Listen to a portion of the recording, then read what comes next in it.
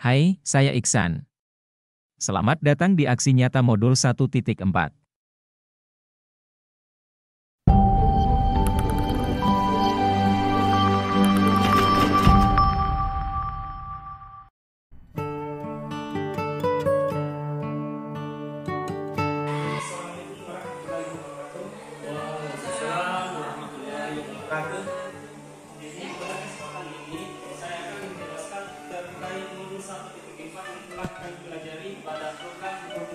Sebelumnya, saya ingin perkenalkan siapa saya. Jadi nama saya Iksan Iskandar.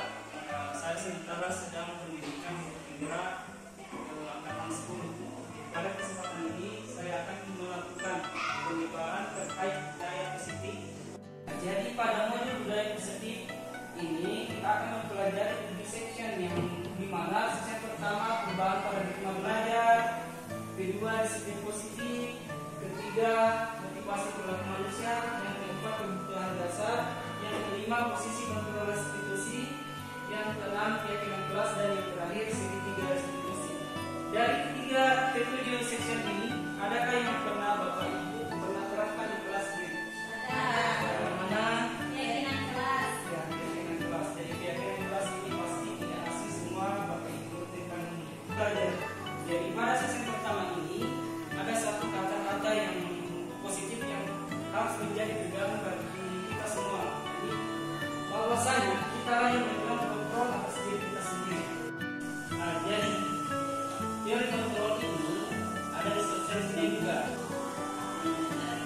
Miskonsepsi ya, ya betul sekali. Jadi miskonsepsi ini adalah sesuatu yang tidak sesuai dengan konsep yang seharusnya. Jadi kemudian dokter dengan dasar dalam bukunya kontrol teori, dia membedakan bahwasanya ada 4 miskonsepsi teori kontrol. Yang pertama, ilusi guru menonton murid. Kemudian yang kedua, ilusi bahwa semua tindakan positif efektif dan bermanfaat. Ketiga, ini ada kaitannya dengan penilaian kinerja kita di PNM, disiplin positif. Jadi Bapak Ibu pasti pernah dengar apa itu disiplin positif. Jadi intinya disiplin positif ini kita akan diajarkan untuk tidak menerapkan lagi yang namanya punishment dengan reward. Jadi, ini yang berhubungan. Kemudian, jangan sampai berbeda reward juga akan mengakibatkan murid kita ada hatinya yang terluka. Selanjutnya adalah motivasi perilaku manusia. Pasti Bapak Ibu sekalian pada tahu semua apa itu motivasi. Bapak Ibu pasti punya motivasi mengapa menjadi sebagai seorang pendidik. Adakah kira-kira dari Bapak Ibu yang bisa menyampaikan motivasinya kenapa ingin menjadi seorang tenaga pendidik? Motivasi adalah dorongan bagaimana kita sebagai pendidik, Bapak Ibu guru, bagaimana motivasi kita dalam belajar, apa yang kita sampaikan, apa yang kita harapkan kepada peserta didik kita bisa tercapai sesuai dengan harapan kita masing-masing. Contoh motivasi itu adalah menyuruh peserta didik kita untuk belajar dengan giat agar apa yang kita sampaikan bisa dipahami oleh peserta kita. Saya kira sekian. Yang luar biasa sekali. Jadi Bapak ini punya motivasi yang sangat kuat terkait pendidikan. Jadi motivasi inilah kemudian yang menjadi pegangan kita untuk terus bergerak mencapai tingkat tertinggi dari apa yang kita inginkan. Dalam teori motivasi ini, Diane Dosen dalam bukunya Construction School Discipline menyatakan bahwa ada 3 motivasi perilaku manusia. Jadi inilah ketiga dasar sehingga manusia memiliki motivasi untuk melakukan sesuatu. Motivasi pertama, menghindari ketidaknyamanan atau hukuman. Kemudian yang kedua, mendapatkan imbalan atau penghargaan dari orang lain. Lanjut, seksi selanjutnya adalah kebutuhan dasar. Itu terbagi lagi menjadi 5. Jadi kebutuhan dasar ini manusia ini digagas oleh Dr. William Glasser dalam bukunya lagi belajar ini tidak jauh-jauh dari belajar ini. Yang pertama Dr. William Glasser dengan kebutuhan dasar manusia itu ada pertama kebutuhan bertahan hidup, ini disebut dengan survival need. Kemudian yang kedua kebutuhan diterima, ketiga kebutuhan pengakuan atas kemampuan. Posisi ini menjadikan tindakan bagi guru, oh saya belajar di tahap ini apa kira-kira. Kemudian 5 posisi bergerak ini dibagi menjadi 5 sama lagi. Nah, seperti yang saya bahasakan tadi, tidak jauh-jauh dari dua tokoh ini. Tokoh untuk posisi kontrol ini dari kosong lagi yang mempunyai Restitution Instruction 10 disiplin pada tahun 1998. Ini buku biasanya memiliki posisi kontrol.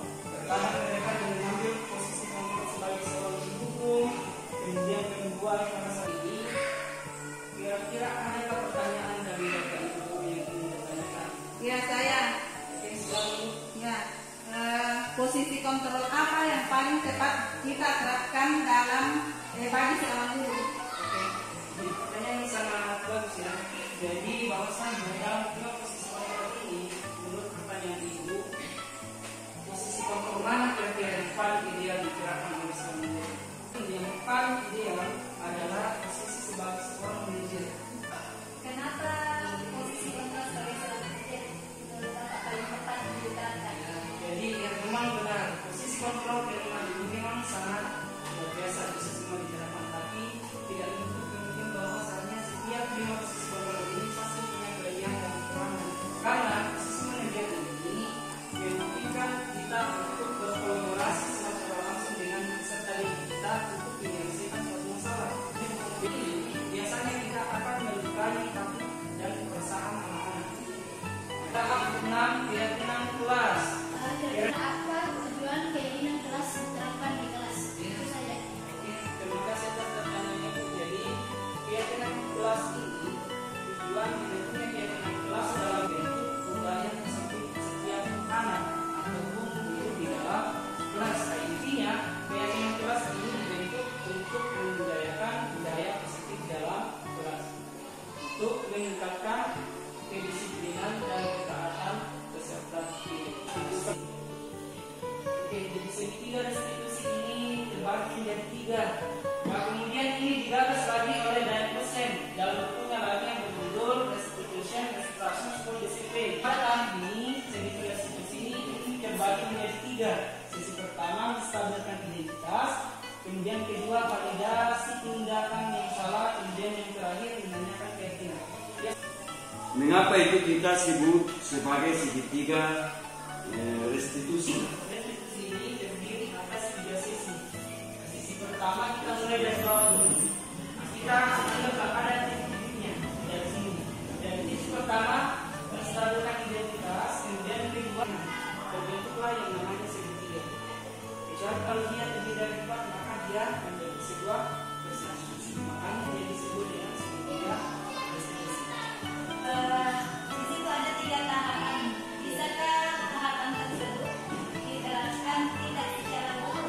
Ya, kita bertolak lagi belakang lagi dengan validasi tindakan yang salah. Kemudian tahapannya tidak boleh dikalahkan. Nah, jangan sampai juga kontrolnya juga akan menjadi acuh. Ketika kita melakukan setiap tahapan. Ini dari penonton saya, terima kasih atas kesempatannya. Kemudian terkait pertanyaan dengan saran yang saya membantu saya ucapkan banyak terima kasih. Saya akhiri dengan berdoa hidayah. Assalamualaikum warahmatullahi wabarakatuh. Waalaikumsalam. Warahmatullahi wabarakatuh.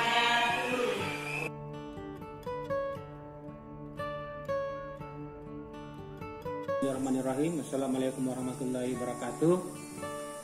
Jadi saya Abdullah Kabura Yunus, Kepala Sekolah SDN 636 Bukit Sinaji. Saya sangat bersyukur dengan diseminasi yang disampaikan oleh Bapak Iksan. Melalui diseminasi ini saya tersadarkan bahwa membangun budaya positif di sekolah itu sangat penting untuk membangun suasana sekolah yang positif. Semoga budaya positif ini bisa terbangun dan menjadi budaya di sekolah ini. Tetap semangat dalam berproses dan tuntaskan PGP ini hingga tuntas. Terima kasih. Wassalamualaikum warahmatullahi wabarakatuh.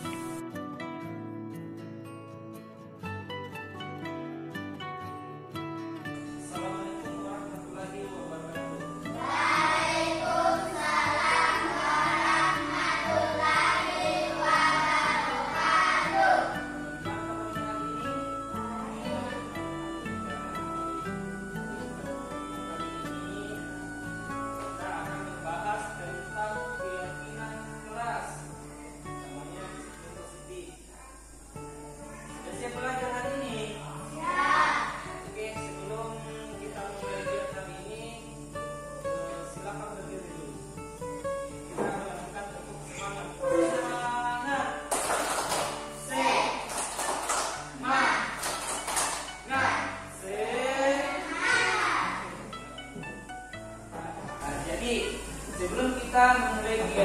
kita masuk pada kegiatan inti, adakah di antara anak-anakku sekalian yang ingin bertanya? Oke, silakan Adin. Oke, jadi pertanyaan yang baru sekali. Apa pertanyaan itu? Keyakinan kelas adalah aturan atau norma-norma yang dibuat oleh guru dan siswa bersama-sama untuk menciptakan lingkungan yang kondusif. Jadi keyakinan kelas ini adalah aturan, sama di aturan yang akan kita buat antara guru dengan murid. Oke, jadi yang pertama, menciptakan pembelajaran yang berpusat pada murid. Jadi keyakinan kelas ini kita akan buat supaya pembelajaran kita benar-benar kalian menjadi sebuah fokus dalam pembelajaran. Jadi bukan gurunya lagi yang jadi fokus, tapi kalian. Paham? Ya. Selanjutnya yang kedua, memunculkan keterlibatan murid dalam menentukan kelas yang diberikan sehingga murid lebih bertanggung jawab akan keputusan yang mereka buat bersama-sama. Keyakinan kelas ini dibuat langsung oleh guru dengan murid. Jadi murid juga ikut berkontribusi dalam membuat keyakinan kelas sehingga keyakinan kelas ini akan lebih kalian lakukan secara tanggung jawab, lebih bertanggung jawab. Kenapa? Karena kalian sudah akan bekerjasama sebentar untuk membuat sebuah keyakinan. Paham? Ya, paham. Nah, selanjutnya yang ketiga, menumbuhkan komunikasi efektif antara guru dan murid. Jadi nanti kita akan berkolaborasi, kolaborasi yang positif sehingga keyakinan kelas ini bisa terbentuk. Kita akan masuk pada tahapan ini, yakni membuat keyakinan kelas. Jadi kita akan membuat keyakinan kelas. Kita kasih kertas memo. Nah, masing-masing menulis keyakinan kelasnya di sini, kemudian ditempelkan di kotak-kotak ini. Nanti kalian tempelkan. Bisa?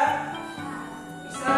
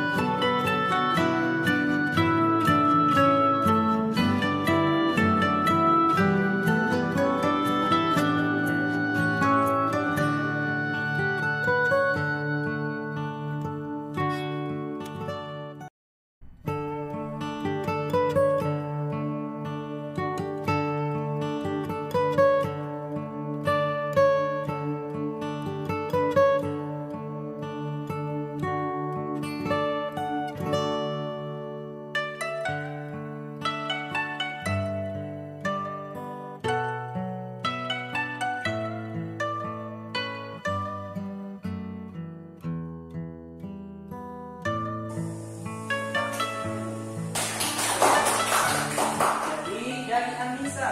Katanya dia ingin menentukan sebuah keyakinan kelas di kelas yang telah disediakan dengan tertib. Kesepakatan pertama kita adalah duduk di kelas yang telah disediakan dengan tertib. Selanjutnya ini lagi yang baca.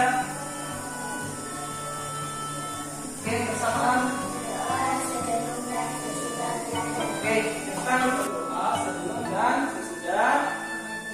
Selanjutnya